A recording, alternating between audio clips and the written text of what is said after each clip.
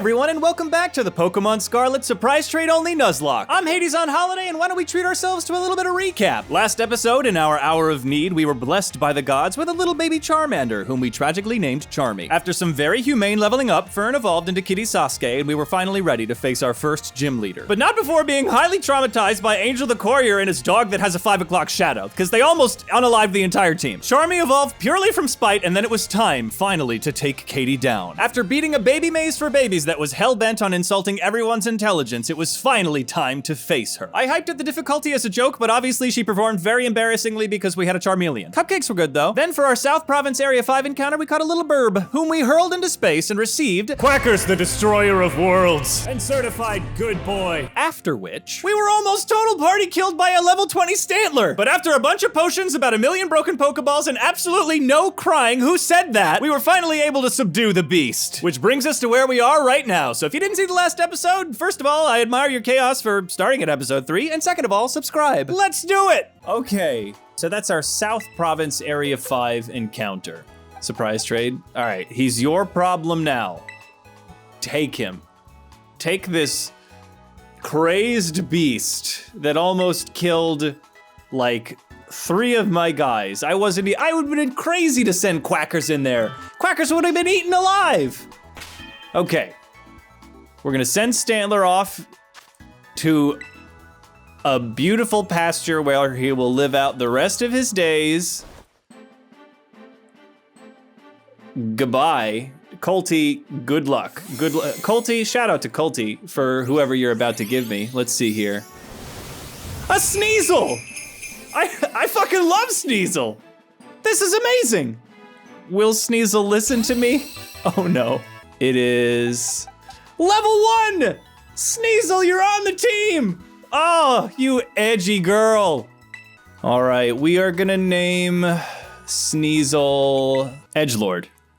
And so it was that Edgelord broke up the sausage fest that had long reigned over our team. Shortly after setting out, we got a call on our ghost phone from none other than McSandwiches McGee. The first Titan Pokemon drew close. However, McSandwiches was unable to find this beast upon an initial search. Clearly, we were dealing with a master of camouflage. We set out understanding this could take days, nay, weeks if— Oh, it's here. Realizing that Arvin just fucking sucks at finding things, we decided to engage. All right, come at me. Okay, false alarm. But she's so graceful. Anyway, after chasing down the monster for about 10 seconds, it's not that hard, we engage this gross, fuzzy crab monster. The Titan appears. And just as Clough was doing his superhero landing, I realized that there's a mechanic in all of these kaiju fights that makes this way more stressful. It doesn't give you a level? I don't know how— all right, well then we're just gonna go all out. Seed Bomb. Oh my god, okay, we're fine, we're fine. I get so stressed out. I get so stressed out because I don't know what level these guys are gonna be, and it's either Stantler or it's Clough. As we have Clough cornered, it breaks open a cavern that somehow it fit in before, but it doesn't now, and it pulls out its trump card. The Holy Sprig of Parsley! That's right, the takeaway is never skip the garnish, kids, because it's powerful. Anyway, Arvin shows up. Late. I digress, I guess we're a team now, so we're gonna face down the now powered up Clough. It lets out a mighty roar as it goes Super Saiyan Cilantro, but Fern stands edgy. Also, I think Arvin's got a shelter. It's kind of hard to see with this camera angle, but there's no time to complain. Actually, there's a lot of time to complain, but it gets boring after a while, so let's keep going. After Arvin throws out some sick 90s burns, it's finally time to do what we always should do, which is to terrastalize and use a super effective move. But don't let that huge damage fool you, because Clough is still up and he has an Anger Shell, which is an insane ability. Oh, that could be a problem. This thing has an amazing ability. This is like a shell break every time you get hit. The now powered up Clough unleashes a Rock Smash, which doesn't do a whole lot, but Shelter leers. Come on, my guy. Clough then turns to us for a Vice Grip, which is also laughably weak. Fern then finishes the job with one final Seed Bomb. Clough, the Stony Cliff Titan, has been defeated. It disappeared. God, you're cute. Why? Can you just stay this way, little buddy, little fern? With the Titan defeated, the team levels up, and Quackers learns Disable. And now to the victor goes the spoils.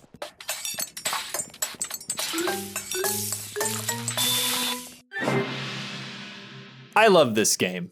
And so we finally sat down to have our magical picnic with magical sandwiches, but Koraidon seemed kinda interested. Look, let me know in the comments and I'll try not to judge you. Did anybody not give their sandwich to Koraidon? Because look at this boy. Look at this little man. Have my sandwich, it is all yours. Take my money, you adorable bicycle dinosaur. I love you. I don't know why, but I love you. I'm sorry, McSandwiches. I imagine this is like most choices in Pokemon in that there is no choice and no matter what, it's gonna happen because Harley Dinosaur gets powered up by the Super Parsley and becomes a better boy. One that can run. So Arvin offers to do the cleaning and we go off to do our adventuring shit, but we stay here. Could it be that there's something else at play here? There better not be any plot hooks that make me feel things. That make me like this character, that make me cry for a boy and his doggo. But I'm not a soft guy, I'm an edgy guy, I'm not soft. Anyway, I'm getting a call from Mommy. Mommy tells us we've unlocked the dash ability with our bicycle boy. So off we dash to our next destination, off to beat Brassius of the Artazon Gym. Along the way, we run into an old child, because I suppose the Academy allows all ages to look the way they do in these uniforms that we can't change out of. Anyway, we destroy this old child with no uncertainty. And as we leave them in the dust, getting ever closer to Artazon City, I make an obvious but important discovery. Oh yeah, I can just auto battle. A Pokemon never knocks themselves out in an auto battle.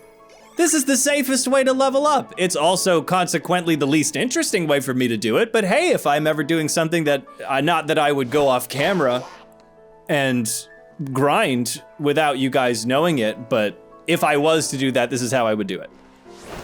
Because Psyduck can just go beat these guys up.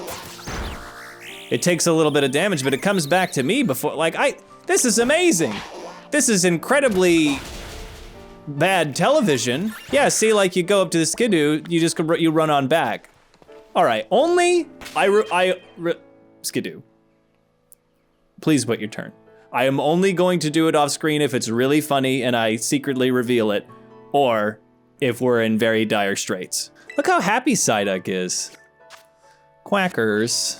Quackers, my boy. Unrelated to anything, can we talk about Cloth for a second? Why does Cloth have such a strange cry? Does it sound like the... Well, I'm never gonna be able to unhear that, but I like Cloth. He's cute, he's fun, he's quirky. He's done. Fern's way stronger. But some of the Pokemon on here are actually kind of strong, and I'm seriously not taking any more chances after Fluffalough, so I use a Pokédoll. Look, I'm not gonna risk it. You can, unless. I told you, unless it was funny. And just like that, one Zen headbutt later, we finally reach our goal of Artazon City. Ooh yeah. Skirt. Nice bikes, nerds. Woo! Got him. Anyway, we heal up our guys, and the team is actually looking pretty amazing, but I soon discovered that Edgelord doesn't learn any ice moves until level 24, so they're gonna have to sit this one out. And Alex, bless his tiny little wispy soul, doesn't know any poison moves, so I think we're gonna have to rely on Charmy again. Probably gonna be fine though. So we stock up on healing items because I'm paranoid. Then we enter vacation destination number 1, Artazon City. In the rolling and beautiful hills of Artazon, come see this thing. That's neat, isn't it?